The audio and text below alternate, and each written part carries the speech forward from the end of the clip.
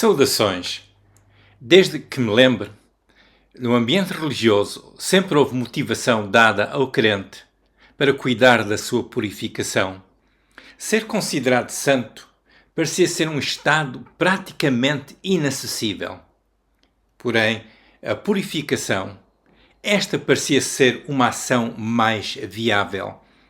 O facto de o ser humano poder purificar-se, segundo a instrução religiosa recebida, dava-lhe um sentido de controle pessoal, tendo em vista afastar-se da concupiscência, ou seja, do pecado. Junto com o sentido da purificação e de acordo com a tradição, estava incluído o princípio que o sofrimento é um agente de limpeza, ajudando-nos a cumprir as aflições de Cristo. Para mais, ouça a gravação que segue e que foi feita ao vivo.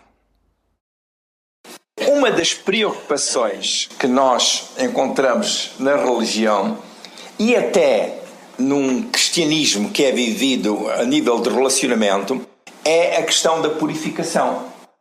A religião dá muita ênfase à purificação e admite que o ser humano é insuficiente. Se a tradição ensina vários exercícios para as pessoas fazerem, para serem purificadas, a tradição está a admitir que o ser humano é insuficiente.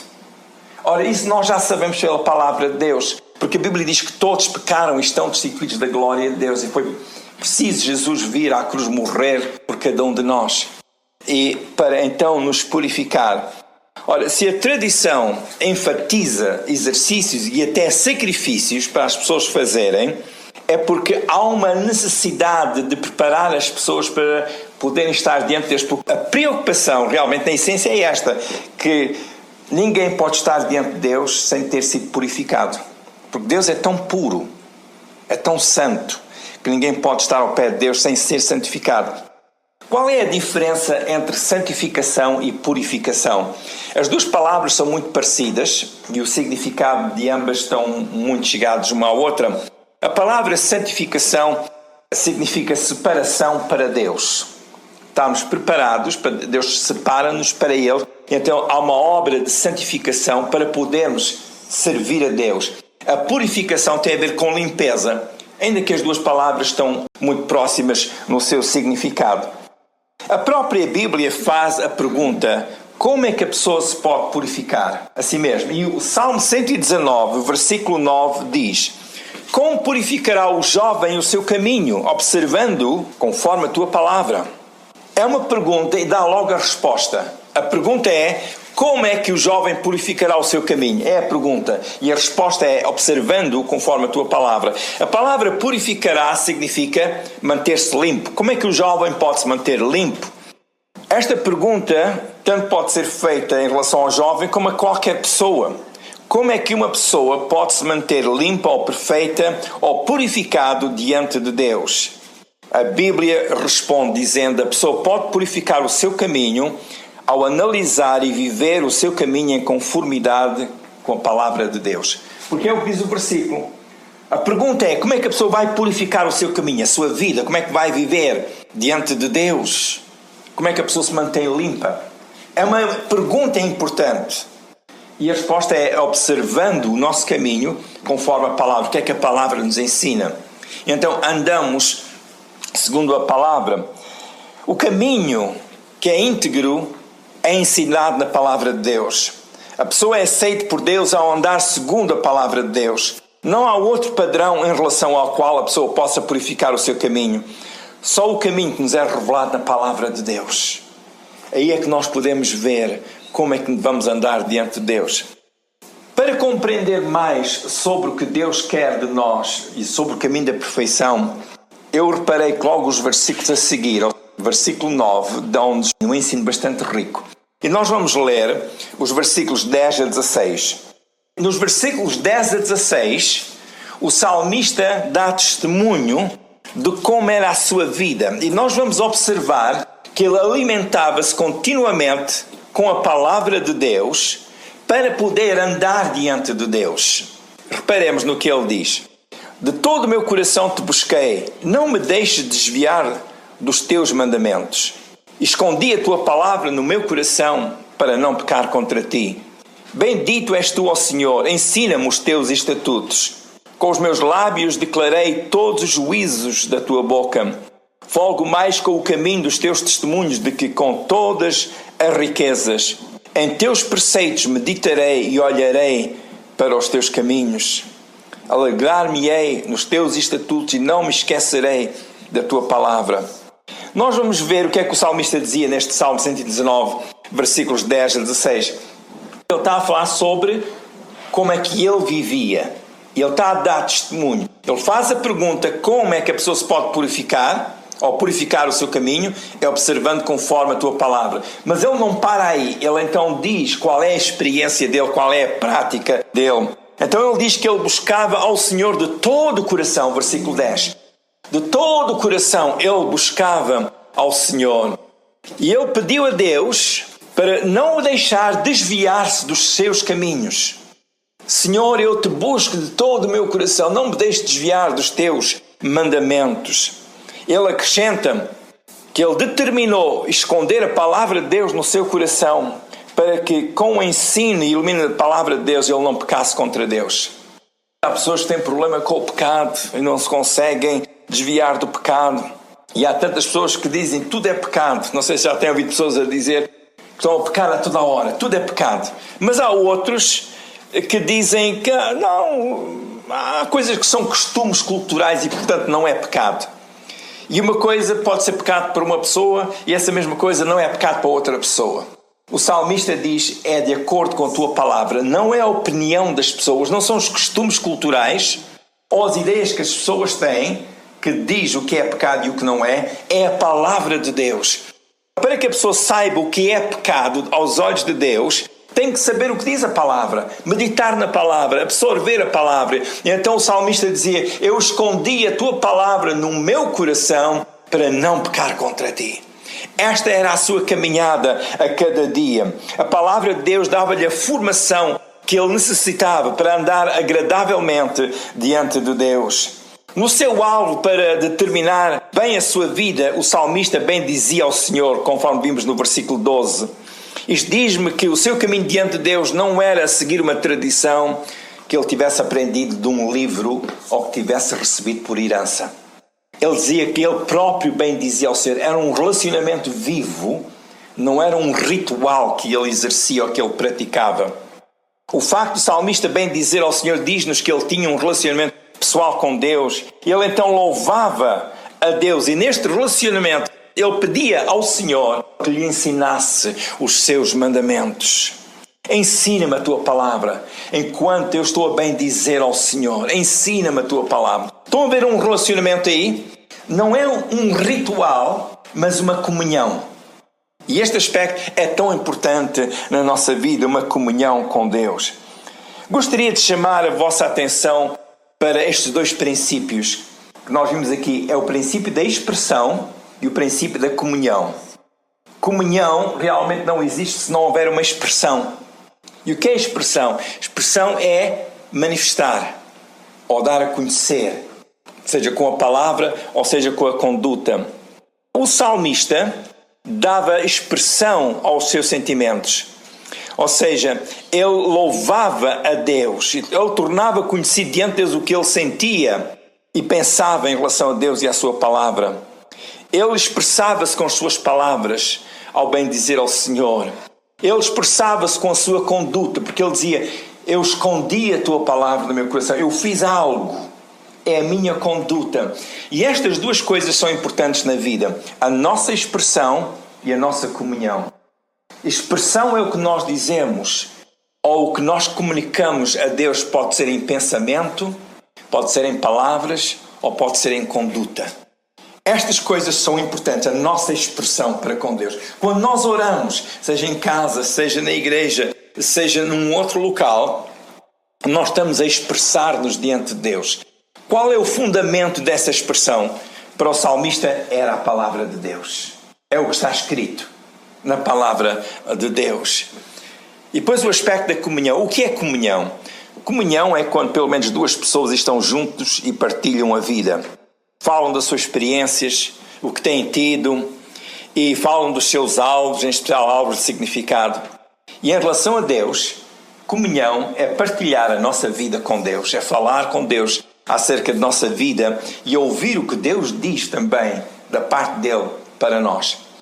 E comunhão é importante. Não nos podemos preocupar ou nem começar a preocupar-nos sobre o problema do pecado sem primeiro pensar na comunhão com Deus.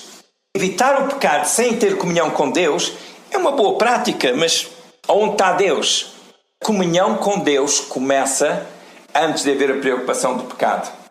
Porque quando nós estamos em comunhão com Deus, sabemos discernir melhor o que é o pecado. Aliás, quando Deus invade a vida de uma pessoa, entra aquela luz, a luz de Deus, e a própria pessoa, com essa luz que já vem a si própria, começa a discernir aquilo que na sua vida não está bem. Então a sua comunhão com Deus é uma forma da pessoa distinguir aquilo que não está bem na sua vida. A tradição insiste: se não te sentes bem, vai e fecha-te no teu quarto e fica ali a orar, ou a rezar, ou a meditar, ou faz jejum, ou faz o outro. Tudo para abafar a vontade da pessoa, para a pessoa se humilhar. À primeira vista, são atividades que a Bíblia ensina. Mas fazer essas coisas sem ter comunhão com Deus não passa de um ritual religioso que não alimenta o espírito da pessoa, não alimenta a alma. A pessoa pode ser respeitada e até honrada por ser uma pessoa de muita devoção. Mas se faz aquilo porque a tradição diz: se não tens paz, não tens alegria, é porque talvez devias te fechar num lugar só e estás com Deus e não sair de lá até teres a alegria. Esse conselho, em alguns casos, pode ser bíblico se a pessoa já tem comunhão com Deus.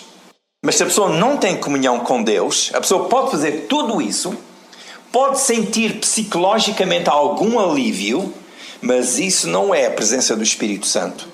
Isso não é a presença da obra de Deus na sua vida. Não é o resultado de comunhão com Deus.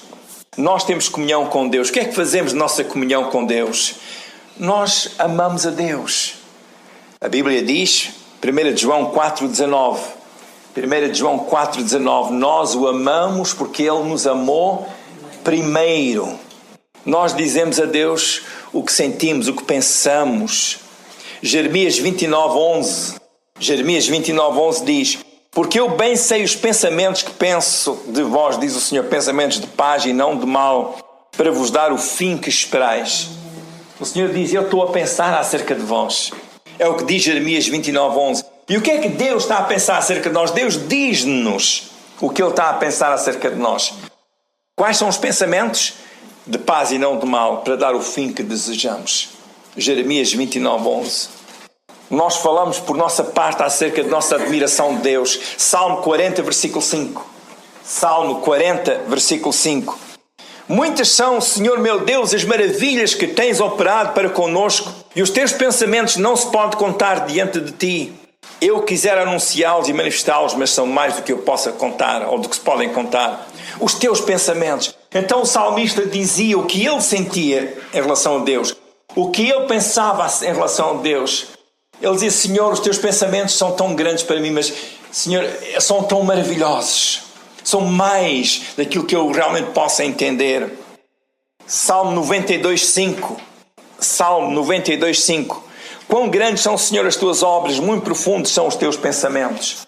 O salmista expressava diante de Deus os seus sentimentos, enquanto também ouvia Deus a dizer: eu sei o que eu penso acerca de ti. É pensamentos de paz e não de mal. É pensamento para dar a ti o fim que desejas. Há esta comunhão. Portanto, dois princípios muito importantes: expressão e comunhão. Temos comunhão com Deus e falamos, expressamo-nos diante de Deus. Este aspecto é importante. A Bíblia diz-nos que nós somos chamados para a comunhão com o Pai, com Jesus e com o Espírito Santo. Vamos ler rapidamente estes dois versículos que estão a seguir. 1 de João 1,3. 1 de João 1,3. O que vimos e ouvimos, isso vos anunciamos, para que também tenhais comunhão connosco. A nossa comunhão com quem? O que é que diz a palavra? 1 de João 1:3, nossa comunhão é com o Pai e com o seu Filho Jesus Cristo. Nós fomos chamados para a comunhão. O que vimos e ouvimos, isso anunciamos. O apóstolo João está a dizer, nós recebemos do Senhor, nós ouvimos, nós vimos e estamos a anunciar isto. Para quê? Para que possamos ter comunhão uns com os outros, mas também com o Pai e com o Filho. 2 Coríntios 13. 2 Coríntios 13. A graça do Senhor Jesus Cristo e o amor de Deus e a comunhão do Espírito Santo seja com todos vós. Amém. Comunhão com o Espírito Santo. Comunhão com o Espírito Santo. Notemos então como o salmista se expressava. Nós vamos voltar novamente ao Salmo 119, versículos 13 em diante. Salmo 119. Com os meus lábios declarei todos os juízos da tua boca. Portanto, ele dizia a Deus com os seus lábios o que Deus já tinha dito. Repare nesta comunhão. Nós estamos ainda nesta pergunta sobre como é que a pessoa se pode purificar.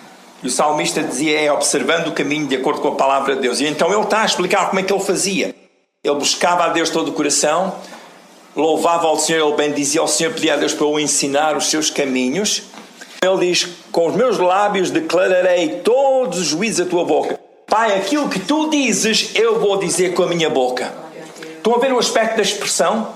Como é que a pessoa se purifica? É pela palavra. Mas como é que se faz isso? É observar a palavra, viver a palavra. Então o que é que o salmista dizia? Senhor, eu com a minha boca digo o que tu dizes. Isto é expressão, é comunhão, é orientar a nossa vida por aquilo que Deus disse. Versículo 14. Folgo mais com o caminho dos teus testemunhos do que com todas as riquezas. Para ele os caminhos de Deus, a palavra de Deus era mais importante do que as riquezas. Versículo 15. Em teus preceitos meditarei e olharei para os teus caminhos. Ele meditava nos ensinos de Deus, olhava para os caminhos de Deus. Esta era a sua alimentação e a sua fonte de vida. Ele dava tempo à palavra de Deus. Tirava tempo para meditar, para refletir no que Deus dizia. Vivia esta comunhão com Deus. Ele enchia-se com a palavra de Deus, com aquilo que Deus lhe dizia. Versículo 16. Alegrar-me-ei nos teus estatutos, não me esquecerei da tua palavra. Então os ensinos de Deus eram para o salmista uma causa de alegria e inspiração. Por isso ele dizia que não se esqueceria da palavra de Deus. Agora uma pergunta. Por nossa parte, qual é o caminho da nossa purificação? Outra pergunta. Basta a pessoa fazer como fez o salmista e a pessoa ficará pura? O que o salmista diz é edificante e encoraja-nos. O seu testemunho é refletido nas suas palavras e reflete o seu sincero desejo de partilhar a sua vida com Deus. Agora reparem uma coisa importante. É que nestes versículos que nós lemos, o salmista está a falar da comunhão que tem com Deus. Ele não vem de fora para a comunhão com Deus preocupado com a sua purificação. Ele já está no caminho de Deus, a ter comunhão com Deus e a pensar neste aspecto da purificação. E como nós vamos ver mais adiante, a purificação é um ato contínuo, porque a comunhão com Deus é contínua. Alguém pode dizer, se eu fizer exatamente como o salmista fez, eu estarei bem? A questão é esta, se a pessoa está a fazer porque o outro fez, a pessoa começa a fazer um ritual. E a forma mais rápida de começar uma tradição ou um formalismo religioso é imitar os outros. O que a palavra nos ensina é importante para nós, toda ela é importante para nós. O que eu estou a dizer é, vamos fazer porque o salmista fez assim, ou vamos ver se ele primeiro tinha uma comunhão com Deus, se ele tinha um relacionamento com Deus. A tradição pega numa série de leis e exigências e impõe sobre as pessoas e diz, faz isto e vais ficar bem. Enquanto o salmista dizia, eu tenho comunhão com Deus e pela sua palavra eu aprendo a fazer o bem. Mas é a partir da comunhão que já existe com Deus. A comunhão que já está em desenvolvimento com Deus. Não porque a tradição ensinou, mas porque a comunhão existe. O salmista alimentava-se da palavra de Deus. Ele procurava encher-se com a palavra de Deus. Porque tinha a palavra de Deus já na sua vida. Ao viver cada dia, na sua caminhada de vida, a palavra já estava em si. Com os seus olhos ele via através da palavra. No seu pensamento ele pensava através da palavra. E os acontecimentos de cada dia eram enfrentados e lidados com a inspiração da palavra de Deus. E quando a pessoa tem a palavra de Deus e vive assim a palavra de Deus, a questão da purificação já não é preocupante, mas é uma comunhão que existe com Deus. Estão a ver a grande diferença? A tradição está sempre a apontar os nossos defeitos. Pensem nisto, cada vez que se lembram dos vossos defeitos, o que é que vos faz lembrar os vossos defeitos? É aquilo que aprendemos e quando nos disseram não faças isto, fizeste mal, e lembramos-nos dos erros, e a tradição que às vezes quer ganhar força em nós é que nos faz sentir o peso do nosso erro e carrega sobre nós. Enquanto a comunhão com Deus, nós vimos e dizemos: Senhor, obrigado pelo perdão e pela tua palavra que está em mim, e eu agora vivo em comunhão contigo. Há uma grande diferença, pode ser subtil. Na aparência pode não haver grande diferença. Ambas as pessoas, um da tradição e outro de uma comunhão com Deus, estão a viver de uma forma que parece ser igual. Mas lá dentro não é igual. É porque o da tradição está ali a procurar com todo o rigor a fazer aquilo que lhe foi ensinado, aquilo que foi incutido. A comunhão com Deus é aquela qualidade de relacionamento que nós temos o cuidado de ter um sentido de responsabilidade para com Deus, o nosso caminhar com Deus. Se a pessoa fizer como o salmista fez, faz bem, mas tem que ter o cuidado, senão vai estar a desenvolver um formalismo, um ritual, uma tradição. É melhor ver que ele vivia em comunhão com Deus, e nessa comunhão que já existia com Deus, ele vivia esta vida da purificação diante de Deus. Era uma coisa contínua, era diante de Deus. De onde é que vem a nossa purificação? E este ponto é importante. De onde é que vem a nossa purificação? Vamos ver Filipenses 3, 8 a 9. Paulo, que tinha sido um fariseu zeloso, seguia a lei. Filipenses capítulo 3, versículos 8 e 9. Eu sugiro a leitura deste capítulo em casa, capítulo 3. Aliás, a Epístola aos Filipenses tem 4 capítulos, lê-se no instante. E para entender melhor o que ele está aqui a dizer, seria bom nós termos já estudado uns versículos anteriores. Mas eu vou dizer que nos versículos anteriores Paulo fala do seu caminhar antes de conhecer a Jesus. Ele era um fariseu zeloso. Ele era tão zeloso pelas coisas de Deus que até perseguia os cristãos, porque ele achava que eles estavam a fazer mal. E ele vivia uma vida de sacrifício para com Deus. Ele excedia no farisaísmo entre a sua geração. Ele diz isso noutro lugar. Mas ele, quando teve um encontro com Jesus, esse encontro com Jesus trouxe uma modificação à sua vida. Ele então diz, Filipenses 3, versículo 8 e 9. E na verdade tenho também por perda todas as coisas pela excelência do conhecimento de Cristo Jesus, meu Senhor, pelo qual sofri a perda de todas estas coisas e as considero como esterco, para que possa ganhar a Cristo. E seja achado nele, não tendo a minha justiça que vem da lei, mas a que vem pela fé em Cristo, a saber, a justiça que vem de Deus pela fé. A palavra justiça também está relacionada com purificação. A palavra justiça significa viver retamente diante de Deus. Ele dizia que aquilo que ele era no seu passado, toda aquela retidão pelo qual ele lutava com muita sinceridade, muita dedicação, ele era muito consagrado às coisas de Deus, mas consoante a tradição dos fariseus. E Paulo é bem claro nisso, que ele diz neste capítulo, Filipenses capítulo 3, e noutras passagens ele diz também a mesma coisa. Ele, quando teve um encontro com Jesus, ele descobriu que aquilo que Deus fez por ele através de Jesus era superior, era melhor do que a sua tradição. Ele diz, tudo que eu achava que era rico para mim, reputei isso como esterco, como se não valesse nada. Era lixo para ganhar a Cristo. Como se ele fizesse uma troca. Senhor, eu deixo isto atrás, aquele zelo que eu tinha por ser uma pessoa santa e correta diante de ti segundo a lei, e troco isso por Jesus. Porque em Jesus eu tenho o perdão dos meus pecados e também a minha purificação. Ele é bastante claro neste aspecto. Para ele, a palavra de Deus era o seu sustento, Jesus era o seu alimento, e ele queria antes estar naquela justiça que vem pela fé. Quando é pela fé, fé é descansar em Deus. Fé é aceitar a oferta de Deus, que nós não merecemos, mas que Deus dá. Paulo não se preocupava em saber se ele merecia ou não. Ele dizia, Deus amou-me tanto que deu Jesus para morrer na cruz de Calvário. E se ele fez isso por mim, é que Deus vê que eu já mereço. Por nós mesmos, nós podemos dizer, eu não mereço. Mas quando nós olhamos para o que Deus já fez, e como Ele, sem reservas, deu Jesus Cristo para morrer na cruz de Calvário, é porque Deus viu que nós merecemos, que Ele nos amou. E o que leva a Deus a dizer que nós merecemos é o seu amor para connosco. Então há este aspecto aqui.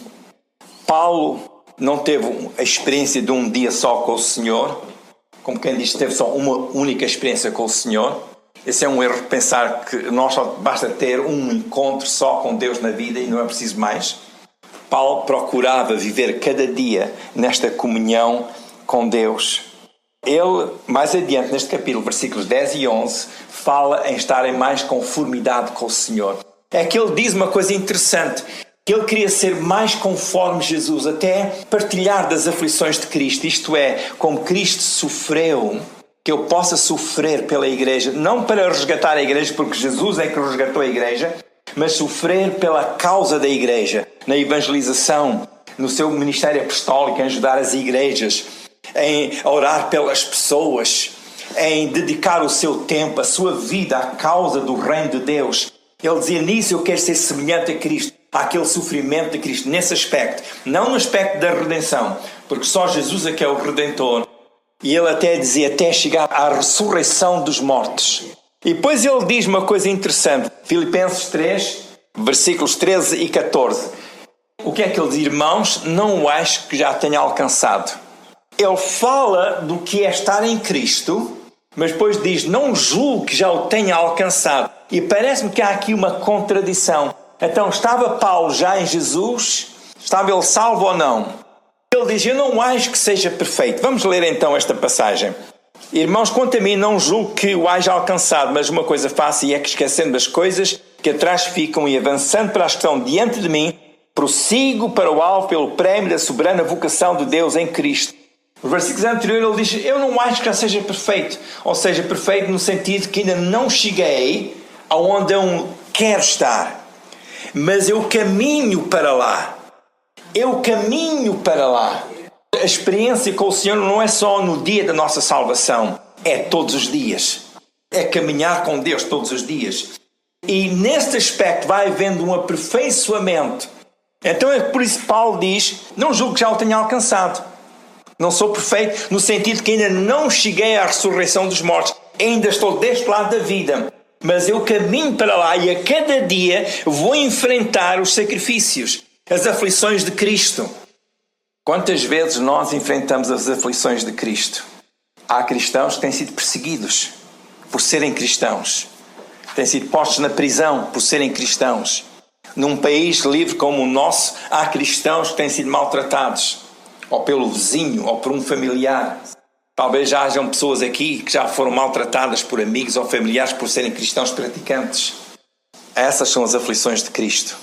Ou seja, aquilo que o Senhor tolerou da parte da humanidade com muito amor para com a humanidade, como quem diz, eles não sabem o que fazem, mas o Senhor continuava a servir, a ser o servo de Deus, como é descrito em Isaías 53, meu servo.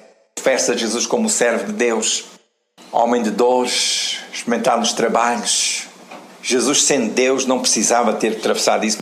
Então, quando Paulo fala sobre ser feito à semelhança de Cristo nas aflições, ele está a dizer, eu enfrento lutas na vida e às vezes gostaria de me retirar. Às vezes já chega, já basta. As pessoas já me faltaram ao respeito tanta vez. As pessoas já me amaldiçoaram tanta vez. As pessoas já me trataram mal tanta vez. As pessoas já falaram mal de mim tanta vez. E as pessoas continuam a fazer isto e continuam a fazer o... Já basta. Paulo dizia que eu seja feito conforme Cristo nessas aflições. É por isso que ele diz que não achava que já era perfeito. Ainda não cheguei lá, mas a cada dia vou vivendo.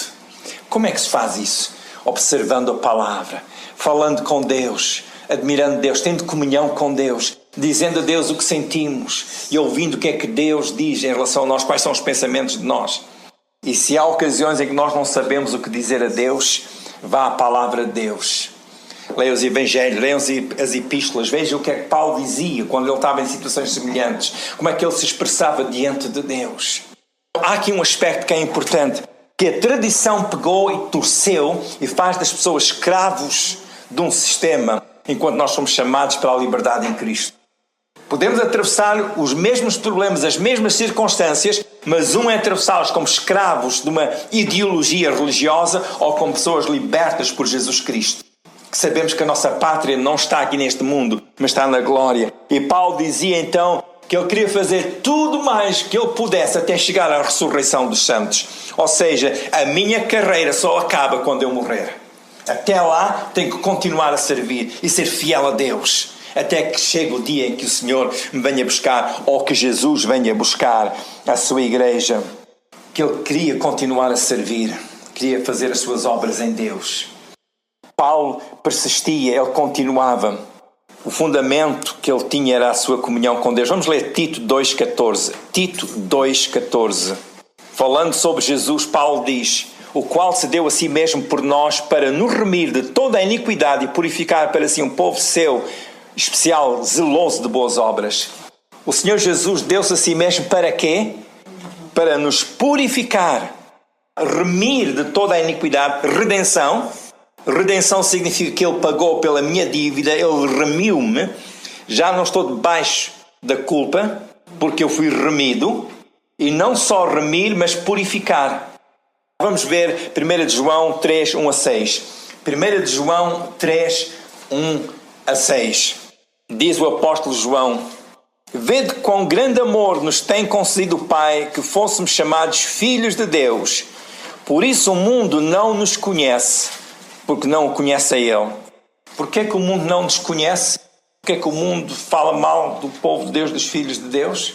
Porque não conhecem a Deus. Porque se conhecessem a Deus, não falavam mal dos filhos de Deus. Versículo 2. Amados, agora somos filhos de Deus e ainda não é manifesto o que havemos de ser, mas sabemos que quando Ele se manifestar, seremos semelhantes a Ele, porque assim como é, nós o veremos. Agora repara no versículo 3. E qualquer que nele tem esta esperança, purifica-se a si mesmo, como também ele é puro. Purifica-se a si mesmo. Há a purificação que nós recebemos em Jesus e há a purificação que nós fazemos. Salmo 119, versículo 9. Como purificará o mancebo o seu caminho? Ele purificar o seu caminho é observando o caminho, conforme a palavra de Deus ensina.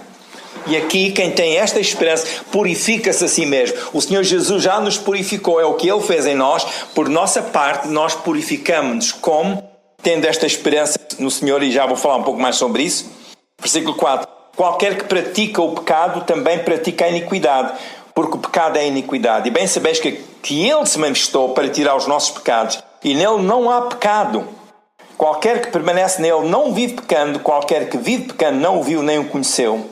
Versículo 2 diz que somos filhos de Deus, mas ainda não é manifesto o que havemos de ser. Estão a ver, não é aquilo que eu serei um dia, na glória, ao lado de Jesus. Quando nós olhamos uns para os outros, nós vimos o que somos na realidade, mas não é aquilo que havemos de ser. Repare bem no versículo 2. Agora somos filhos de Deus. A Bíblia diz que, irmãos, em Cristo, se aceitou Jesus como seu Senhor e Salvador, se entregou a sua vida a Jesus e o reconhece como filho de Deus, morreu na cruz pelos seus pecados, você é filho ou filha de Deus. Eu digo isto com a autoridade da palavra de Deus.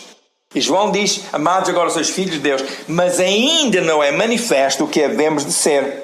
Mas sabemos que quando Jesus se manifestar, o que é que vai acontecer? Quando Jesus se manifestar, seremos semelhantes a Ele, porque conforme Ele é, nós o veremos. Quando Jesus vier, o apóstolo Paulo diz, nós vamos ser transformados. Vamos perder, vamos ficar sem este corpo corruptível. E vamos ser transformados para ter um corpo incorruptível. E vamos encontrar o Senhor nos ares. E conforme Jesus é, nós estaremos assim ao lado dele. Mas até lá, vamos caminhando até que chegue aquele dia. E no processo, vamos nos purificando com esta esperança de que um dia vou estar com Jesus. É por isso que João diz que quem está no Senhor não vive pecando. Nós dizemos não ao pecado. Como quem diz, eu antes vivia lá, mas não quero viver mais. Eu digo não ao pecado. Porque quem vive pecando, diz João, mas essa pessoa não é de Deus. Servir a Deus não é só ao domingo. É todos os dias. Lembre-se, você é filho de Deus. Filha de Deus. Ainda não é manifesto o que há de ser. Um dia, quando nós chegarmos ao céu, nós vamos olhar uns para os outros e vamos dizer, nunca te vi tão bonito. Nunca te vi tão bonita. Mas vai ser mais do que beleza, é aquilo que nós somos em Jesus. Ainda não é manifesto aquilo que nós havemos de ser, mas quando Ele se manifestar, seremos semelhantes a Ele. Mas até lá, vamos purificando. E é o que João diz, quem tem esta esperança, purifica-se a si mesmo. Quando somos tentados, quando somos atribulados, quando há aflições que vêm à nossa vida, somos tentados a voltar à velha natureza. Mas o que é que nós temos? Senhor, eu não vivo pecando. E não é manifesto o que hei de ser, mas eu já sou filho de Deus. Eu purifico-me a mim mesmo. Eu digo não aos pensamentos negativos, aos pensamentos de derrota, aos pensamentos que querem que eu fale mal, que eu diga mal, ou que eu faça coisas que Deus não aprova. Eu digo não a isso porque eu purifico-me a mim mesmo. Eu purifico-me a mim mesmo. Mas aonde é que está o fundamento da nossa purificação? É Jesus, é o que Ele já fez por nós. Vimos pelas Escrituras que o discípulo de Jesus já foi purificado do seu pecado, e isto mediante o que Jesus cumpriu na cruz. A purificação não é como uma chave que se possa usar para entrar na vida eterna, mas é o efeito da obra de Jesus naquele que a recebe pela fé. Ao meditar na razão que levou Jesus à cruz, considere a importância de dizer ao Senhor que o aceita e que aceita o que Ele fez na cruz para o purificar. Como sempre, continuo lendo um pouco da Bíblia todos os dias. Todos os dias falo com Deus Pai em nome de Jesus. E logo possa, frequente uma igreja que ensina o Evangelho de Jesus. Continuo orando que a bênção de Deus se multiplique na sua vida.